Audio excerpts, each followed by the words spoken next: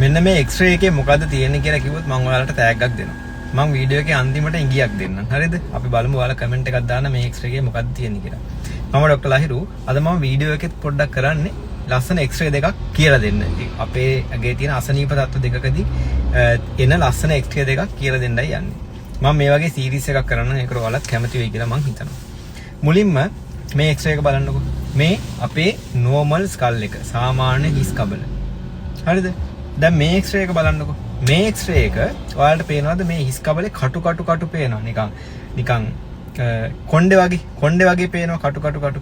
ඕකට කියන්නේ hair on end appearance එක කියලා කියන්නේ. හරිද? මේක මං එන්නේ මොන අසනීපෙදිද කියන එක අන්තිමට කියන්නම්. හරිද? ඊට කලින් මම මේක එන විදිහ කියන්නම්. හරිද? මේකෙදි වෙන්නේ අපේ ඇඟේ සමහර අසනීප තත්ත්ව තියෙනවා. රක්තහීනතාව වෙන තත්ත්ව, ඒ කියන්නේ අපේ ඇනීමියා, ලේ අඩු වෙන තත්ත්ව. එතකොට අපේ බෝන් මැරෝ, ඇටමිදුළු, අපේ අස්ථිය ඇතුළේ ඇටමිදුළු තියෙනවනේ.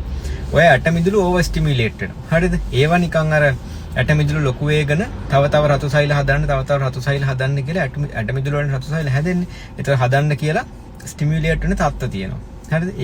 ඒකට එක උදාහරණයක් තමයි හොඳම උදාහරණයක්. ඔය මම දැන් ඔය පෙන්නපු X-ray එක එන්න පුළුවන්. මේ තැලිසීමියා කියන අසනීපෙදී. මේකදී අපි දන්නවනේ අපේ ඇනීමියා එකක් රක්තහීනතාවයක් එනවා කියලා. එතකොට බෝන් මැරෝ ඇටමිදුළු ලොකු වෙලා ඇටමිදුළු වලින් තවත් රතු සෛල හදන්න ස්ටිමියුලේට් වෙනවා, උත්තේජනය වෙනවා. හිස් කබලේ අස්ථි වලත් ඔය ඇතුලේ ඇටමිදුළු කියන එක තියෙනවා. හොඳද? එතකොට ඔය ස්ටිමියුලේෂන් එකත් එක්ක ඔය උත්තේජනයත් එක්ක මොකද දන්නවද වෙන්නේ? හිස් කබලේ ට්‍රැබකියුලේ කියලා හිස් කබලේ අස්ථිය ඇතුලේ තියෙන ඇටමිදුළු ස්ටිමියුලේට් වෙලා ටිකක් ලොකු වෙන්න පටන් ගන්නවා. එතකොට නිකන් අස්ථිමය ඉරි වගේ පුෂ් වෙලා දෙපැත්තට යන්න පටන් ගන්නවා. ඒ කියන්නේ නිකන් ඉරි වගේ vertical lines වගේ එන්න පටන් ගන්නවා. ඒක තමයි ට්‍රැබකියුලේ කියලා කියන්නේ. මේක තමයි මේ X-ray එකේ ඔය කොණ්ඩ ගස් වගේ පේන්නේ. හරිද? එතකොට මේ X-ray එක පමණක් ප්‍රමාණවත් නෑ තැලිසීමියා කියලා අඳුරගන්න. මේ X-ray එක හැබැයි ඔය typical appearance එකක් ඔය වගේ අපේ ඇටමිදුළු උත්තේජනය වීමකදී එන උත්තේජනය වීමක් වෙන රෝගී තත්ත්ව, ඇනීමියා තත්ත්ව අඳුරගන්න මේ X-ray එක හොඳ ලක්ෂණයක්. හරිද? හරි. ඒක එකක්. ඊළඟට මෙන්න මේ X-ray එක බලන්නකෝ. දැන් ඔයාලා කලින් normal X-ray එක දැක්කනේ. මේ X-ray එකේ ඔයාලට පේනවද නිකන් දිරපු තැන් වගේ රවුම් පංච වෙච්ච තැන් වගේ තියෙනවා. රවුම් නෑ. නිකන් සිදුරු වෙලා වගේ. හරිද? මේක මෙන්න මේ appearance එක එන්නේ අපේ තියෙනවා ලේ පිළිකාව blood cancer එකක් multiple myeloma කියලා. හරිද? මෙන්න මේ multiple myeloma කියන තත්ත්වය. ඒකත් චුට්ටක් පැහැදිලි කරොත් මෙහෙමයි වෙන්නේ. හරිද? අපේ ඇඟට විස බීජයක් ගියාම මේවා සරලව කියන්නේ. හොඳද? විස බීජයක් ගියාම අපේ ඇඟේ B cell කියලා, B සෛල කියලා.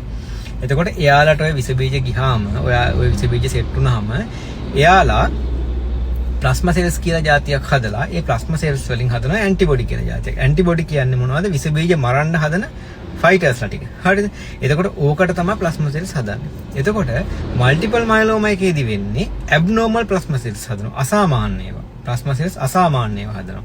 එතකොට ප්ලාස්මා සෙල්ස් වලින් කරන්නේ එයාලා හරීම ඇටැක් කරන්න තමයි බලන් ඉන්නේ. හරිද? එතකොට මේ ඇන්ටිබොඩිස් හදලා කෙමිකල්ස් හදලා ඇටැක් කරවන්න තමයි බලන් ඉන්නේ. එතකොට මේ අසාමාන්‍ය ප්ලාස්මා සෙල්ස් වලින් හදන කෙමිකල්ස් වලින් අස්ථිය දිරනවා. තැන් වල අස්ථිය පොඩි දිරීම වලට ලක් කරනවා. ඔන්න දිරන තැන් තමයි ඔය රවුමට තියෙන්නේ. එතකොට ඒක මල්ටිපල් මයලෝමා. ඔය වගේ ලස්සන X-ray තියෙනවා. මම පොඩි මේ වීඩියෝ එකට හොඳට views ආවොත් මම එහෙම වීඩියෝ සීරීස් එකක් කරන්න ලස්සන X-ray අරගෙන. හරි. දැන් ඔයාලා මෙන්න මේ X-ray එක බලන්න. මේ X-ray එකේ මොකද්ද තියෙන්නේ? මේක අසනීප තත්ත්වයක දෙන X-ray එකක්. මේක මොකද්ද කියලා කියන්න මම දෙනවා ටැග් එකක්. හරිද? ඉඟියක් දෙන්නම්. මේක බලන්න මේ X-ray එකේ උණ ගහක appearance එකක් තියෙන්නේ. ඔය මං කිව්ව ඉඟියෙන් ටයිප් කරලා බලලා කොහොම හරි බලන්න මෙන්න මේ තත්ත්වයේ එන X-ray එක මොකද්ද කියලා. හරි. කමෙන්ට් එකක් දාන්න අනිවාර්යෙන්ම මොකද්ද මේ කියලා. Thank you very much.